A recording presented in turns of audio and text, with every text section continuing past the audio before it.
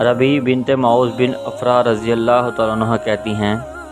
کہ رسول اللہ صلی اللہ علیہ وسلم ہمارے پاس اکثر تشریف لایا کرتے تھے، تو ایک بار آپ صلی اللہ علیہ وسلم نے فرمایا میرے لیے وضو کا پانی لاؤ۔ پھر ربیع نے رسول اللہ صلی اللہ علیہ وسلم کے وضو کا ذکر کیا اور کہا کہ پہلے آپ صلی اللہ علیہ وسلم نے اپنے دونوں پونچھے 3 بار دھوئے اور چہرے کو 3 بار دھویا، کلی کی، ایک بار ناک میں پانی ڈالا اور دونوں ہاتھ 3 بار دھوئے، 2 بار سر کا مسح کیا، پہلے سر کے پچھلے حصے سے شروع کیا، پھر اگلے حصے سے، پھر اپنے دونوں کانوں کی پشت اور ان کے اندرونی حصے کا مسح کیا اور دونوں پیر 3 بار دھوئے۔